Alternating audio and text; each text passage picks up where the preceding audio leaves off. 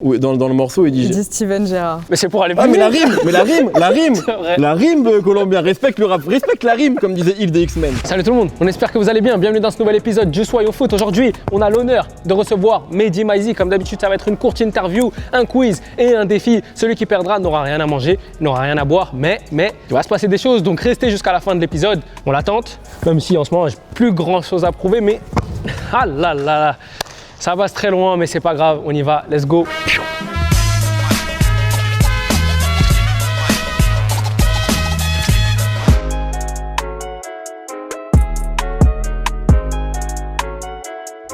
Famille, on va commencer comme d'habitude la petite interview en montrant des images à notre invité. Ça va lui évoquer quelque chose et ça va nous permettre d'échanger là-dessus. Bon, Mehdi, déjà, comment tu vas? Je vais très bien. J'ai un peu peur. Il faut pas.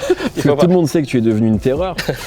mais je suis là, je suis content d'être là en tout cas. La première image, je te dis la vérité, je voulais pas la mettre parce que t'en parles souvent. C'est Zidane.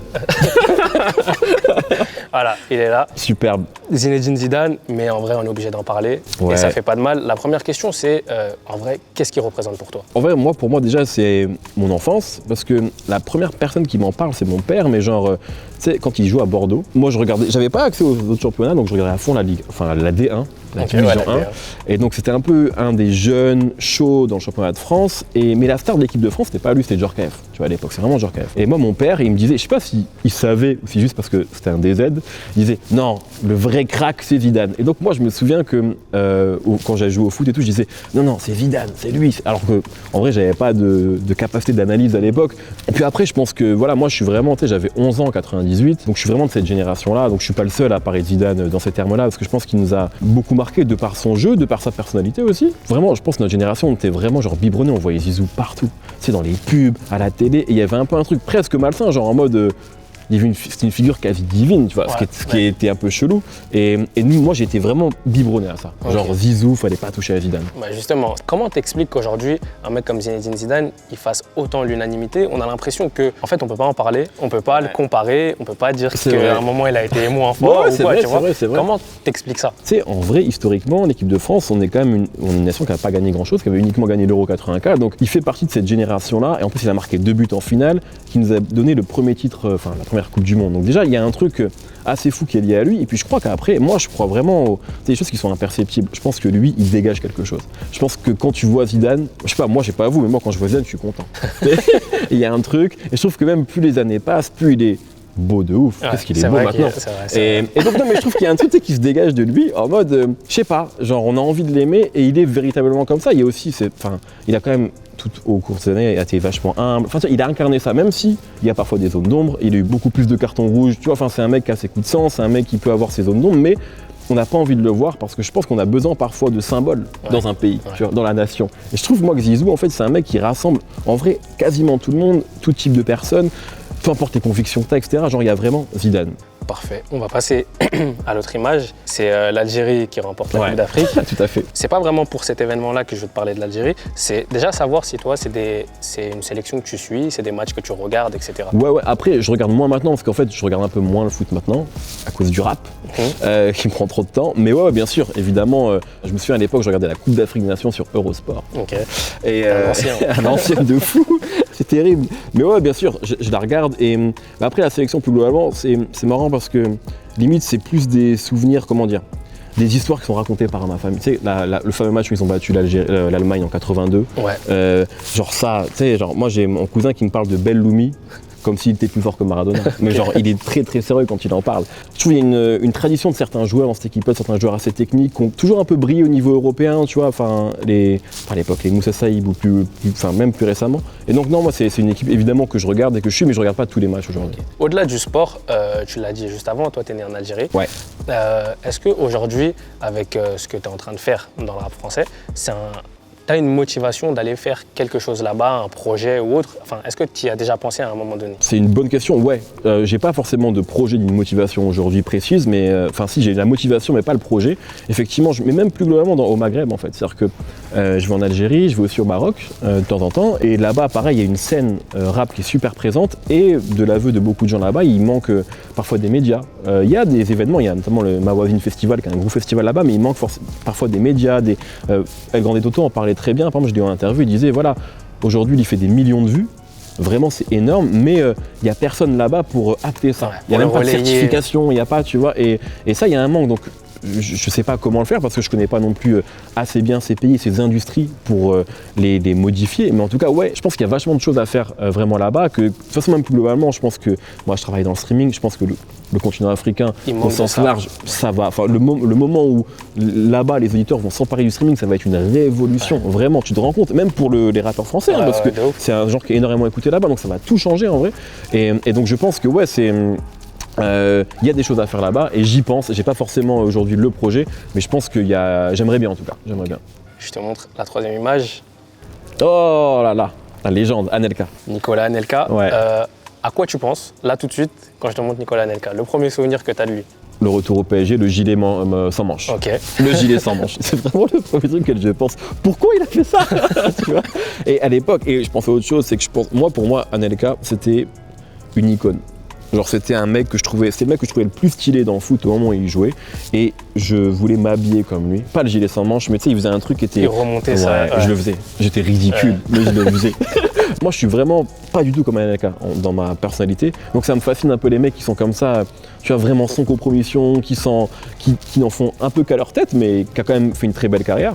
Et ouais, moi c'est à ça que je pensais un peu, c'est le tempérament du mec qui a sa vision du foot et qui se laisse pas écraser par les grosses machines. Ok, parfait. On va juste faire une petite séquence. Je vais montrer une photo d'un joueur de foot. Ouais. Et tu vas me dire à qui il te fait penser dans le rap français. Ok. On commence avec Sergio Ramos. Oh, Sergio Ramos. Donc pour ceux qui ne le connaissent pas, qui tombent sur l'interview, carrière solide, peut-être le meilleur défenseur de tous les temps. Et puis incroyable au PSG. Il a joué 0 secondes pour l'instant. Mais il se met bien en tout cas. Mais oh, la vie elle est géniale. Sergio Ramos, ouais. Grosse longévité, très décisif aussi dans les grands moments je sais pas si la réponse va te satisfaire, mais je sais pas, j'ai envie de dire Orelsan. Orelsan, ouais, ok. Pourquoi? Non, pourquoi? Parce qu'en fait, je trouve que Orelsan, tu vois, Ramos, il va jamais avoir de ballon d'or. Ouais. Genre, quand tu penses au plus grand joueur de tous les temps, tu penses pas à Ramos. Et quand tu penses au plus grand rappeur de tous les temps en France, tu penses pas à Orelsan. C'est vrai. Pourtant, quelle carrière! Quelle carrière, mes amis. Pourtant, il est dans le top. Pourtant, il est dans le top, mais si demain on va faire un top de rappeurs, toi et moi, on va peut-être pas penser à Orelsan tout de suite. Tu vois, on va dire Booba, Nekfeu, Rof, SCH, alors que Orelsan, il est là parfois depuis plus longtemps que certains. La carrière, elle est incroyable, vraiment. C'est abusé de dire qu'il est sous-coté parce qu'il est platine en une semaine, donc il n'est pas sous-coté, mais je trouve que dans le milieu du rap, on lui donne pas assez ses lettres de noblesse, tu vois. Donc ouais, je vais dire Orelsan. C'est peut-être pas la meilleure comparaison, mais je voulais juste dire Orelsan. Oh, Adriano. Gradure. Gradure époque Lamo Bob. Direct. Tu vois, ouais, direct.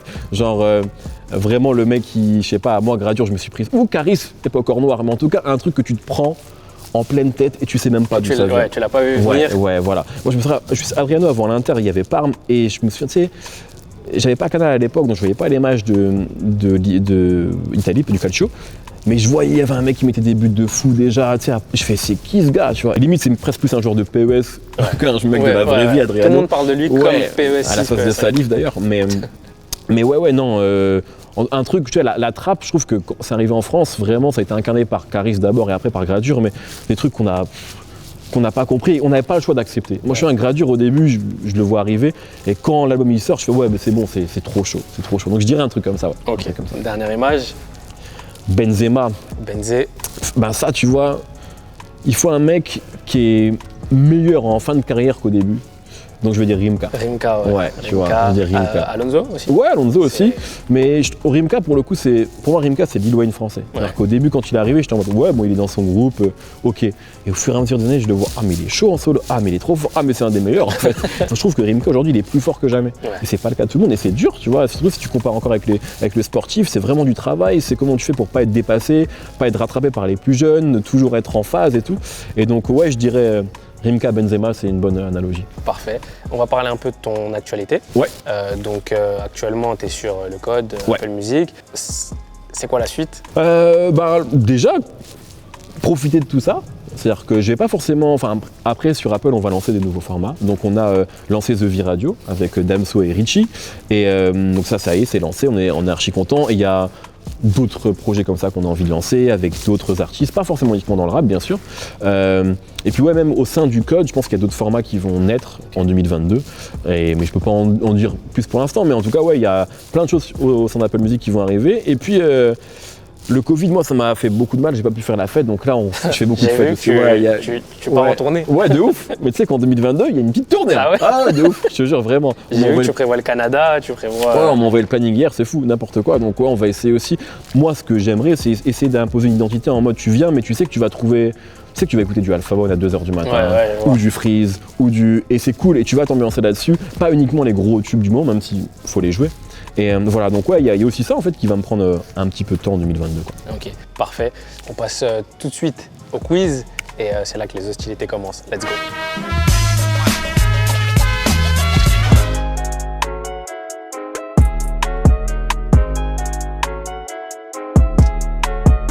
La petite interview est terminée, on va passer au quiz. On a nos ardoises, on a nos feux de Velleda comme à l'école et on a notre arbitre Manon qui va nous expliquer les règles. Alors c'est un quiz de rapidité, foot et rap. Je vous donne 4 propositions. Dès que vous connaissez la réponse, vous pouvez écrire. Qu'est-ce qu'on entend par foot et rap? Ça veut dire des choses liées rap, foot, ou ça peut être une question foot, Ça une question. peut être les deux, D'accord. mélangés, ou ça peut être que foot ou que rap. Ok. Ah, il est fort, il est rentré dans la tête de l'arbitre direct. Le match n'a même pas mais commencé. elle est absolument pas déstabilisée, j'ai vu.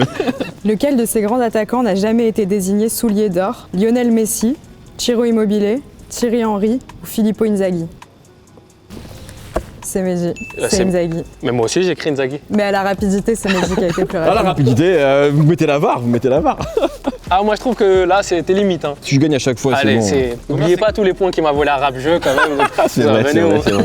Deuxième question. Dans le morceau BAO, bouche à oreille de Youssoupha, il dit « Il y a plus grand chose qui m'éclate maintenant que le rêve est rare, à part certains refrains qui rappent et quelques éclairs de Steven Gerrard, Lucas Moura, David Villa et Dan Hazard. » Ouais, mais est-ce qu'il a bien écrit vraiment? Parce qu'il a écrit très très vite quand même. Ah, moi j'écris Steven Gerrard. Ah moi j'ai écrit Gerrard. Ah, mais la réponse c'est. Il dit Steven Gerrard. Ou dans le morceau, il dit. Il dit Steven Gerrard. Mais c'est pour aller plus Ah, mais la vite. rime! Mais la rime! C'est vrai. La rime colombien, respecte le rap, respecte la rime, comme disait Yves des X-Men. Putain. Ah non! Là vraiment ça passe pas. Non, moi, excusez-moi, j'ai. peut faire On peut faire un point chacun. Un point Voilà, chacun. 2-1. en gros. Bon, je trouve pas ça juste, mais. Non mais c'est. Mais il a pas dit Gérard. Il a Ouais, dit c'est vrai que sans Steven, la phrase est. La- Ouais, c'est c'est pas- vrai. le temps n'est pas bon. Mais t'es bon joueur et tu Bien sûr. me donnes un point. J'ai surtout pas le choix. Avec quel ancien international français, Sams, a-t-il joué en équipe de la Ligue d'Aquitaine plus jeune?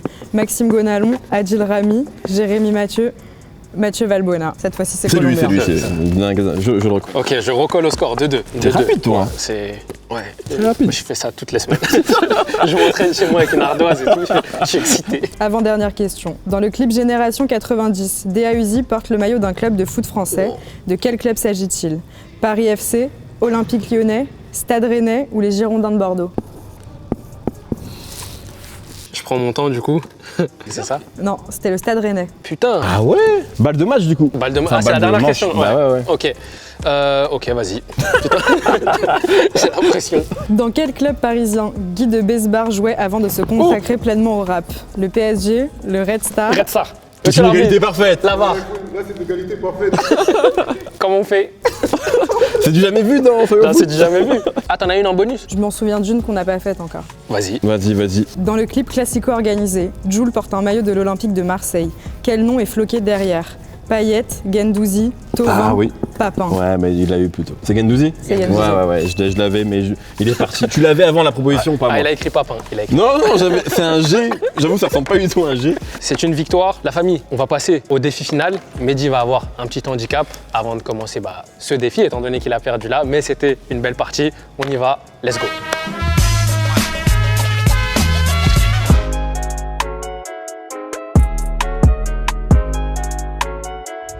La famille, c'est quasiment terminé. On va passer au défi final. Là, c'est pas le crossbar challenge, tu le vois. Lucarne Challenge. Ouais, Lucarne Challenge. On va avoir 5 frappes chacun. Celui qui en met le plus, il a gagné. Si jamais on est si mauvais que ça et que sur 5 frappes, on l'a pas mis, ça sera la mort subite avec droit de réponse. Très bien. Voilà. Je vais te parler du gage. Donc, on a 3 options chacun. Première option, on fait un freestyle. Enfin, on fait. Suivant. Le perdant fait un freestyle donc ok. sur une prod un peu drill, un peu qui tabasse, Ouais, etc. bien tu sûr. vois. Deuxième, tu nous racontes une anecdote gênante. Enfin, Oui. J'ai déjà perdu apparemment. on raconte une anecdote gênante avec un artiste Ok. qui nous est arrivé un jour. Et dernière option, tu fais une story sur ton compte Instagram où Ok. tu dis voilà, Bouscapé est le meilleur média, etc. nanana. Et à l'inverse, moi, je dis Mehdi, meilleur journaliste rap français. Ok. Ce qui est vrai, mais je devrais le faire là tout de suite, tu vois. Donc, t'es prêt? À toi l'honneur. Et t'avais normalement un handicap, mais On va tirer du même endroit tous les deux avec notre pied fort parce que j'ai volé un point sur Steven Gerrard. Honteusement, mais voilà. Vas-y, c'est gentil, c'est sport, merci. Voilà, c'est sport, donc à toi de jouer. Oh, si c'était le crossbar, t'avais déjà gagné. C'est pas le crossbar? Non. Mais vous changez les règles. Non, on n'y est pas. Ah, il l'a mis. Il a ouvert le score sur sa 3e frappe. À moi de jouer. Donc là, c'est la 4e. Il y a un point, non, qu'on fait au milieu ou... Il aime la pression, Colombien, il aime ça. Si tu la mets là, en vrai, t'as gagné. Si tu la mets pas, j'ai encore une chance d'égaliser. J'ai la pression un peu. Oh non! Oh putain, ça c'est un coup du sort, ça. Putain, je sais même pas laquelle choisir en fait. Bon, je vais prendre celle-là.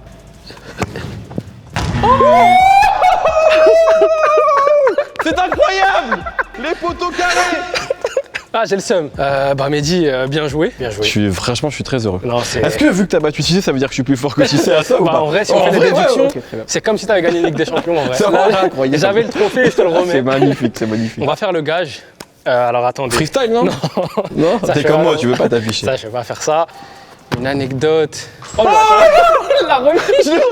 Ouais, il était injouable, même en off, il en avait déjà mis 2-3. Bon, du coup, je vais opter pour l'anecdote gênante. Je vais pas dire vraiment gênante, elle était marrante. Sur le coup, ça m'a perturbé de fou.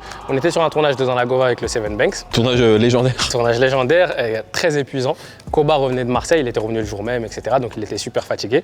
On lance les caméras. En gros, il y avait Boleman, il y avait Codes, il y avait Chotas, Kobalade. Et du coup, je dis, allez les gars, on va commencer, etc. Donc je commence mon truc, il dort. Et pendant 10 minutes, il dort. Et du coup, j'arrête la voiture, je lui dis, Kobalade, est-ce que tu peux te réveiller?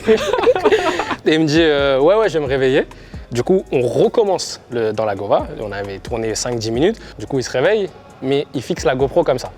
Genre, en gros, il la fixe, mais il ne parle pas. Donc, il continue son sommeil, en fait, tu vois, mais éveillé. Donc, on se réarrête au bout de 10 minutes. Je lui dis, Kobalade, on peut pas. C'est comme ça va pas le faire. Et au final, on s'arrête et on a commencé le tournage peut-être 45 minutes après le début. Il fallait qu'il finisse sa sieste. Voilà, fallait qu'il se repose. Et du coup, après, ça s'est bien passé. Il a joué le jeu, etc. Mais mon Kobalade était fatigué. Il s'est reposé un peu pendant le tournage. Mais bon, tout est bien qui finit bien. Voilà, c'était mon anecdote. Là, c'est le premier truc qui m'est venu. Mehdi, merci beaucoup. Merci à toi. J'espère que tu as kiffé. Donc, c'est quoi la suite? Bon, petite tournée, etc. Ouais, bah là, je pense, non, là, c'est le foot, hein. Ouais. Là, à mon Tu vas avis, reprendre. oh, c'est le foot de rue, là. C'est vraiment, clairement, je crois que là, je me suis trouvé un truc. Donc, j'arrête tout. Voilà. Ok, parfait. Voilà. Merci Bah, beaucoup, écoute, en tout cas. Mehdi, on se revoit, je pense, l'année prochaine. Oui, évidemment. Voilà. Évidemment. Et moi, je vous dis à la prochaine pour un épisode de Soyons Foot. J'espère que je vais gagner, je vais renouer avec la victoire. J'ai besoin de ça. Allez, à la prochaine.